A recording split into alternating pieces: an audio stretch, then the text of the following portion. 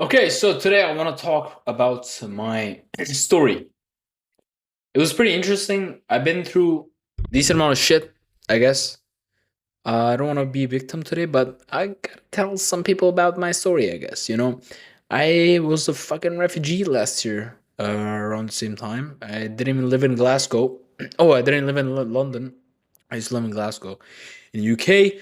And pretty much in a short amount of time, I started making decent amount of money. And yeah, I guess some people who work fucking multiple years here, maybe 10 years, would kind of reach the same level I went in a few months, I guess, which I'm very thankful about. Alhamdulillah, alhamdulillah, alhamdulillah. Yeah, all praise to the Almighty. And, but, my whole pet peeve is when I see, people in the UK who are like citizens here. Not doesn't need to be like like the British like people ethnically white Caucasian, anyone like brown, yellow, whatever black, and a lot of the people who have the like the opportunities here and they have like the passport, the citizenship, they kind of don't value that. Like like a lot of people don't, right?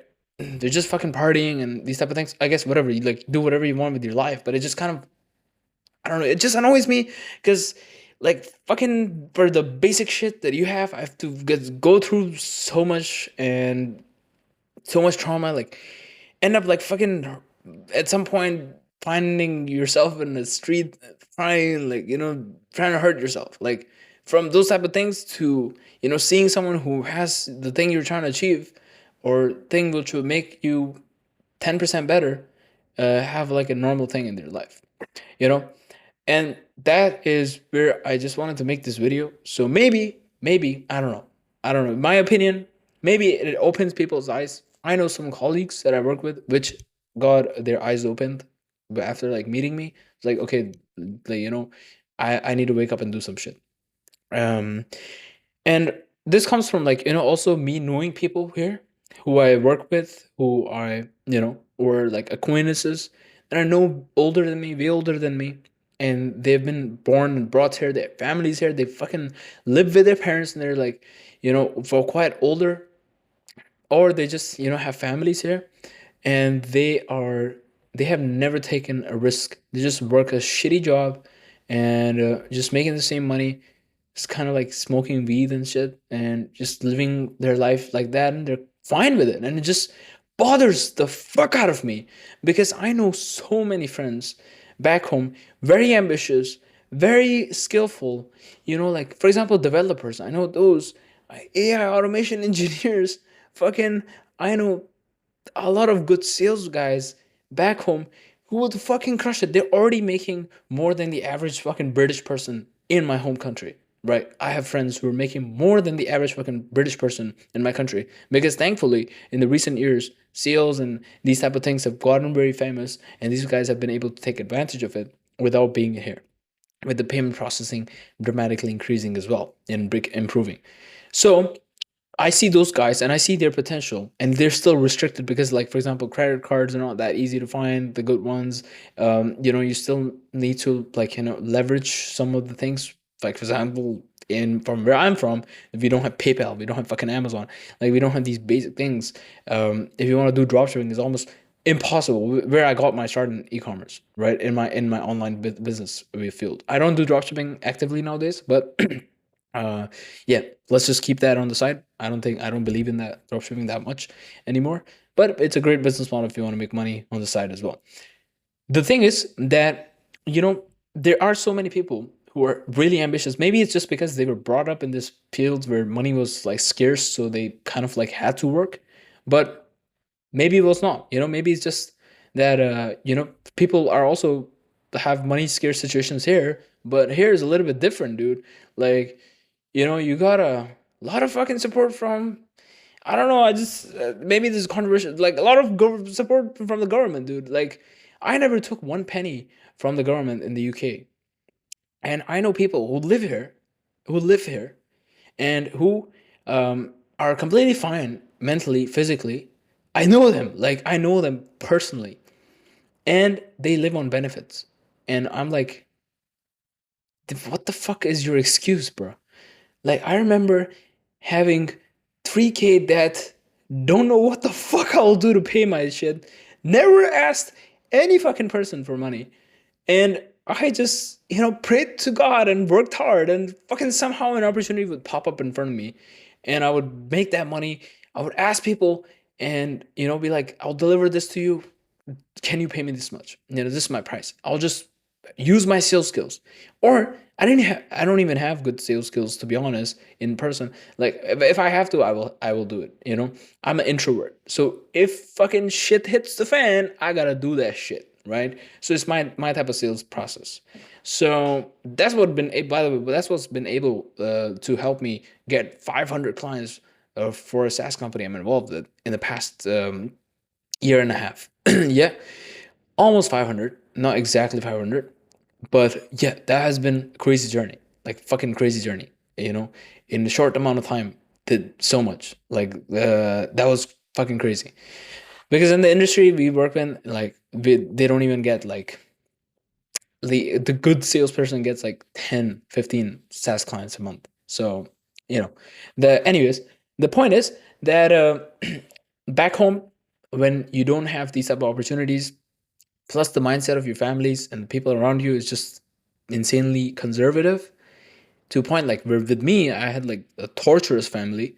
So yeah, like I literally couldn't say that. That's the whole point. I had to fucking get my situation which I have with my immigration here. And yeah, like it's to a point where they just don't accept you at all. So here, having open-minded people, culture being different, literally, dude, you don't have any excuse. So um, let's just transition a little bit into my story real quick. So I came here for biomedical engineering initially, and my parents obviously forced me to study, but they didn't want me to come abroad because they had issues with my mindset and my personality, and somehow I forced them.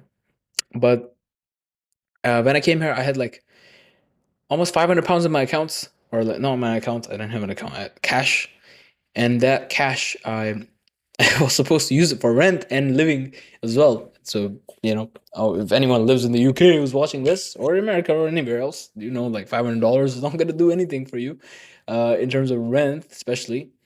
And then yeah, we just booked this. I went came with my friend, and we just booked this place to stay in. It was like a student place, and yeah, I spent 30.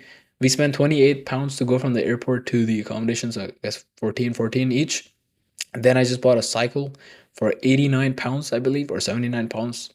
I negotiated for 10 pounds discount from the guy. That was very memorable. It was raining, and he just looked at me and was like, "Bro, this motherfucker don't even have a jacket." And yeah, I couldn't really afford a jacket at the time. For 4 months, I slept in my hoodie, um, which was like an Adidas hoodie, pretty much looked like this one. And I slept in that in my bed without having a blanket because I couldn't afford a fucking blanket for some reason.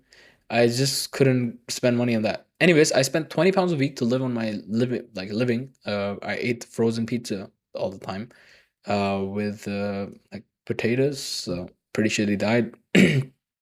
At least I got skinny because I was really fat, so I got a little bit skinnier. Then 4 months, 5 months passed by. My roommate went back home for some time. COVID about to start hitting us with the shitty things. I thought that in that 4 or 5 months, I tried to do drop shipping with a partner. In He was an older guy who lived in China, and then he was moving to Canada. So we did like 5K per month. I didn't make any money off of it. The barely profits he made, like we just invested back in ads. And then he was moving, so he was like, "Dude, I gotta stop this, and we'll start this again in March next year." And I was like, "Bruh, I have like fucking $300 or $200 in my account. What the fuck am I gonna do?" And then I just went back to the Facebook groups with whoever remembers from dropshipping. If you're OG, VRAM Ecom, Beasts of Ecom, Gabriel Saint Germain, went to those Facebook groups, filtered by Glasgow, and searched for the best partner I could find, and just cold messaged all of them. Hey, I know fucking everything about Facebook ads. I run this. I ran this store to 5K. My partner ghosted me because he's fucking have 3 kids and he cannot run this shit. Would you mind having a partnership where you cover the expenses and I take care of everything else? And then like yeah, it attracted 2 people. Out of those two, I filtered down to one who was living in my area. We went. He came and met me. He saw my energy. He was partnering up with one of his friends, but I don't think his friend was doing anything. He didn't have fucking any skills, and I had much more idea than him. So he ghosted him. I started with me. A guy was pretty nice at start. He even offered to pay my rent, and yeah, brought me some food from time to time. So I put like at that time I fucking almost cried for that shit, because I remember going to the university class and I didn't have money for food. A lot of the times I had like 1 pound, and like I would have to like really decide how the fuck should I spend that 1 pound. So I would look at these boss man jobs, like the fast food ones, and I would fucking tear outside people eating inside. And now it's just so weird, like, cause you just order Uber Eats just like that, and yeah, I'm thankful for that. I guess I feel sorry for anyone who's going through that phase because I've been through that, and it's a shitty feeling. It's just a shitty feeling. I don't wish that on anyone. But no more sorry, like no more victim mindset. Moving on.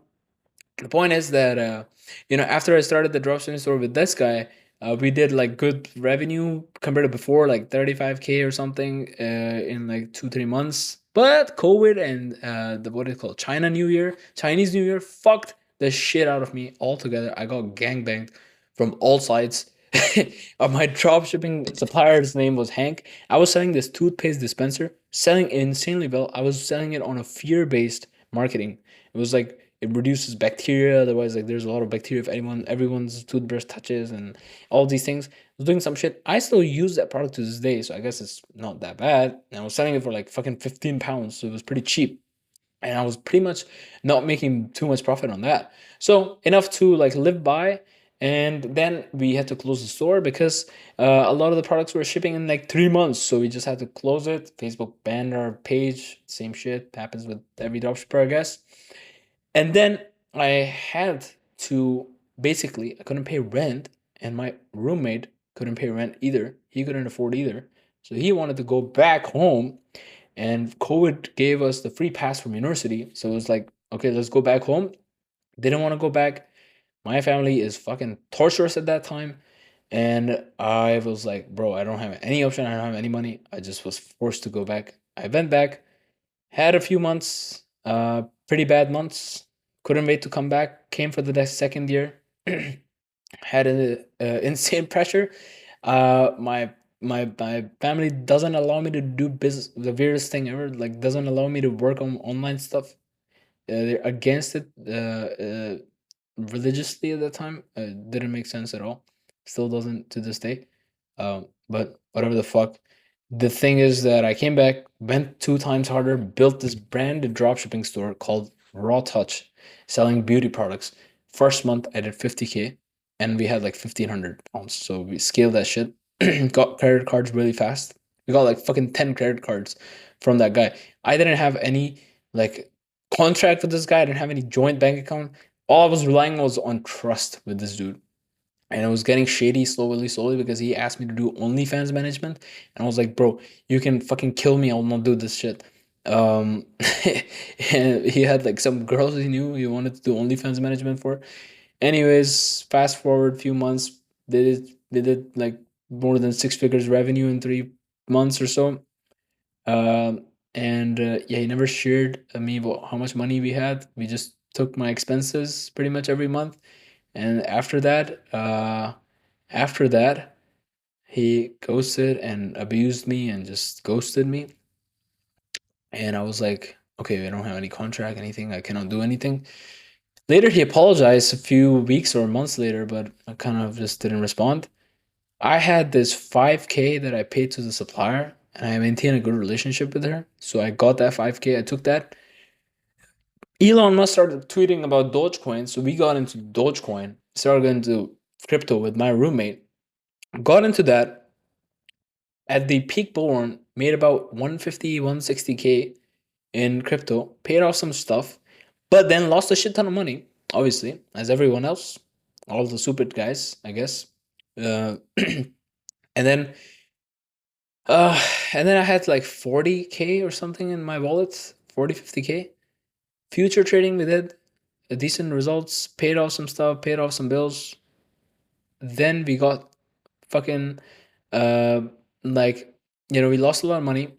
I think we were staying in a hotel because we finished our contract with the student place, and then we were future trading every night, trying to make money for our COVID, COVID test thing to go back home, because we couldn't afford hotel anymore. So we were literally every night trying to make fucking 200 pounds, with like 1,000, and somehow luckily we were able to average out and make it out. And yeah, we went back home again. Um, didn't want to do that. I couldn't stay there, so had to go back. On the way back, I fucking got my seed phrase leaked, and we lost all the money we had, which was like our fucking next year's rent. It was almost like 20 to 40.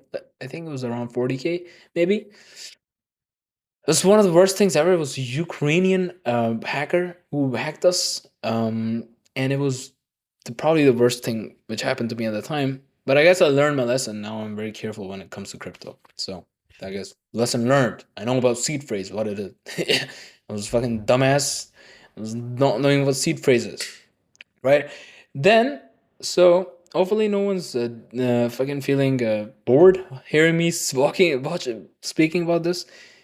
Then from there, I came back, and I somehow managed to came back. University failed me. They gave me another chance to like take my exams. I came back on a visit visa, and I used my own money to do that. My parents wanted to fucking lock me up, and it's just whatever. I'm not gonna mention anything around that, but yeah, I laugh. I think it's fucking traumatic, but I have this habit to just laugh on like traumatic shit. I don't know, whatever this is, part of my personality. Because God just made me numb, you know? Well, thank you for that, It's better to laugh than be sad. So then I came back. I had no idea what the fuck to do. I tried to pass my exams. I didn't. I was just too focused on trying to make money, trying to find opportunities. I found this lawyer guy. I was like bringing him appointments and shit, and kind of being a sales guy. And then yeah, one thing led to another. My family situation even got worse, and then I just had to go for, like, didn't have a point to go back. Yeah, they were like literally like fucking coming to me to like force me to take me back. And then I just applied for like the thing. My lawyer guy who I was working for, he just recommended me that. It's like, dude, you gotta just do this shit. And then I just had to do the refugee thing. I don't want to talk about that much. I just feel like very embarrassed about that. But feel like someone with the skill set that I obtained in my younger ages, with like just making money online, the marketing, and just running a business. At some point I did manage like these things, learning like how to deal with customers, sales, and everything. I don't think someone like that should go through this type of thing, which it just stops you from your success for a long period of time. I got a little bit lucky. I was very persistent. My case was very promising. So, I got the thing. 2 years, 3 years later, I got scammed by many legal advisors. And eventually I just took control of my hands and just got the thing from the home office. And yeah, fast forward, when I got the opportunity, in that time, I didn't waste my time. I learned about SMMA and shit. Didn't really I don't really like that model because um, it has high churn if you don't get the right client. So better to have one client which is sustainable. So I got really lucky connecting with this guy who is a serial entrepreneur in the tech businesses, and he owned a tech company which worked with like Nando's, Subway, and these type of things. And um, and then he had another one which was the number one largest healthcare recruitment software in UK. And then he bought another healthcare system, and then he was looking to hire someone for sales. So I got in. I didn't know. Like I thought I was gonna be working under someone, but eventually I got to know like these guys were just like he just bought the company and was trying to like expand it from 100 users to more than that, a little bit less than 100. So I came in. I took over the whole fucking not just sales and marketing. I said, dude, I know how to Facebook ads. You don't need to hire an agency, dude. Give me everything. I'll make the ads. I'll do that fucking everything. Took control. Got paid less in that time, but I maintained myself, and I got some part of the business and. Yeah, like it just worked out fast. So I know like people can change their timeline of success very short, especially if you live in the UK. And yeah, those people I know, like dude, if you're watching this or if you're anyone else and you're in the same situation as me, or you're not even in the same situation, maybe like open up your eyes. And if someone is in the same situation I've been through, like with their family or something, like not supportive, any type of issue, um you just got to believe that these things happen in your life. Like I laugh about these things looking back, well, I guess on video, but we're not gonna talk about the nights, the times in the bed. But the thing is that you laugh about it now. In the future, it's gonna be a memory, bad or good. But you're gonna, if you're aware of your surroundings, you're gonna notice what you learned. Why was it placed in your life? What reason was there? What is placed in your life? I don't want to talk about my financial situation right now, but I had exponential growth. It's been stagnant for the past 6 months, so I'm trying to do some shit. If you want to follow along with what I'm trying to do, I'm trying to launch my own SaaS as well and some other stuff. So you can subscribe and like this video and comment. What do you think? If you're going through the same shit? I will be happy to hear about it. Maybe even connect. Maybe give some advice if I can. I don't know if I'm the best person to give advice, but yeah, I feel sorry for anyone who's going through these type of struggles with their parents. And I think in life in general, if you're facing issues with the opportunities you have just based off your, I don't know, ethnicity, color, whatever, um passport, I feel like the world needs to be a little bit more accepting of like talent. Like people who are talented need to be recognized. There should be a system in order to recognize this by countries who can give opportunities, um, and just make it easy for anyone to succeed, because this is what you have in these countries. You have like your own rights after you're fucking 18. In other countries it's not like that. It's just fucking culture is so weird that now it's changing. Now it's definitely changing because of social media, and thank God. But 5 years ago, or even 3 4 years ago, it was not like this. 10 years ago, it was not like this. Like people fucking beat kids there. Like, dude, they take control of your life till you're fucking 26. And, once you're fully destroyed and you're dead inside, then you just marry you to a fucking girl and you're done, bro. You're like, fuck, man, I don't have any risk tolerance anymore. Right now, like even for me right now, I've been a pussy. That's why my income has been very stagnant for the past few months. The most amount of my money I made, the most amount of growth I had in my money was when I was like, taking the most risks. So that's another thing. If you live here, if your family's here, and everyone's here, you can take risks, bro. And especially in your 20s and you're not married, even if you are, bro, you can take risks because at the end of the day, if anything fucks up, you can always go back, to your parents. Like it seems embarrassing, but you can. If you're able to work here, you can just fucking drive Uber. You have a car, you can just drive Uber, make your shit happen so you don't have to fall back to your parents. But at the end of the day, you can take risks. For me, I don't have family here. I don't have anyone. I have one friend, and he lives in another city. And like my other friends, like I guess my mentor and like these type of things. But that like I can't rely on these type of things. So I have to pay my rent, and I pay decent sizes rent there in London to have a decent view and these type of things.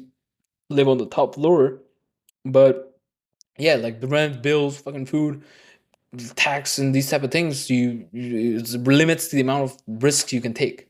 So if you're living here in your 20s, you have your parents, you have your family, even if you're married, you have the opportunity to take risk. Take risk now. You're not gonna have that later.